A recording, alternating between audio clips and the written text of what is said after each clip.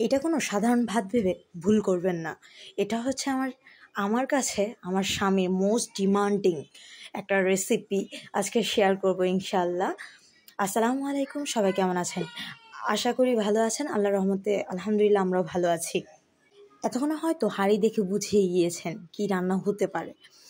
তো যাই হোক, বলেই দিই, এটা হচ্ছে আমাদের শরীয়তপুর তথা দক্ষিণবঙ্গের খুব ফেমাস একটা খাবার, খুব জনপ্রিয় অ্যান্ড খুব মজাদার একটা খাবার। আসলে মূলত আমি এটা খাই না, আর তো এখন স্বামীর জন্য খেতে হয়, স্বামী যেটা খাবে সেটাই তো খেতে হবে, তাই না?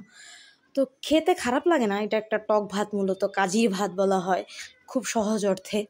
তো যাই হোক, কাজির ভাতটাকে কতদিনের জন্য চাল, তারপরে রসুন, তারপরে লবণ না, এটাকে কি বলে, কাঁচামরিচ দিয়ে ভিজিয়ে রাখা হয় অন্তত হলেও 7 থেকে 15 দিন। তা আমি বেশি দিন রাখিনি, 6 দিন রেখেছিলাম, এতেই কাজি হয়ে গেছে আল্লাহর রহমতে, টক হয়ে গেছে।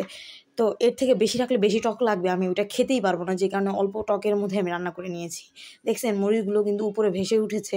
তা আমি ইতিমধ্যে কিন্তু এই কাজি চালটাকে আর ধুই নাই, সেই পানি সহ আমি বসিয়ে দিয়েছি কাজি রান্নার জন্য। এটা কিন্তু নর্মালি একটা ভাতের মতনই রান্না করতে হয়।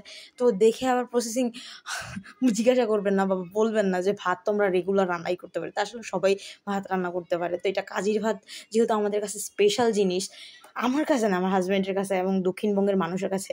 তো আমি শরীয়তপুরের মেয়ে পৈতৃক সূত্রে, আর এখন শরীয়তপুরের বউ হাজব্যান্ডের সূত্রে। তো আমি শরীয়তপুরের মেয়ে হওয়ার সূত্রে আমি কখনো শরীয়তপুর থাকা হয়নি, সর্বোচ্চ 7 দিন বেড়াইতে গিয়েছিলাম, ওইটুকুই। সারা জীবন জন্ম এখানে, বড় হওয়া এখানে ঢাকাতেই।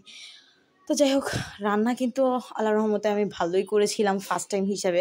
আমি কাজির ভাতটা ট্রাই করেছি আমার হাজব্যান্ডের জন্য অনেক দিন, অনেক সময়, অনেক জায়গাতেই, কিন্তু ফার্স্ট টাইম আমি সেদিন আমার বাসাতে রান্না করেছিলাম আলহামদুলিল্লাহ। আর অনেক পদের ভর্তা বানিয়েছিলাম, শুটকি ভর্তা, তারপর বরবটি ভর্তা, ধনিয়া পাতা ভর্তা, আলু ভর্তা, বেগুন ভর্তা, আরও সাথে ছিল মুরগির ঝোল, পাতলা ঝোল, কারণ যেটা দিয়ে বাচ্চারা মানে খেতে পারবে, আর এটা না হলে তো বাচ্চারা খেতেই পারতো না।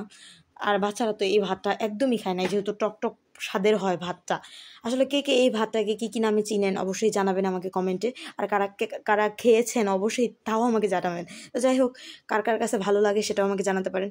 আমার কাছে তো মানে শুধু ভর্তাটাই খেতে ভালো লাগে, তেমন বেশি ভালো লাগে না ভাতটা। তো যাই হোক, ভালো থাকবেন, সুস্থ থাকবেন, আল্লাহ হাফেজ, বাই বাই।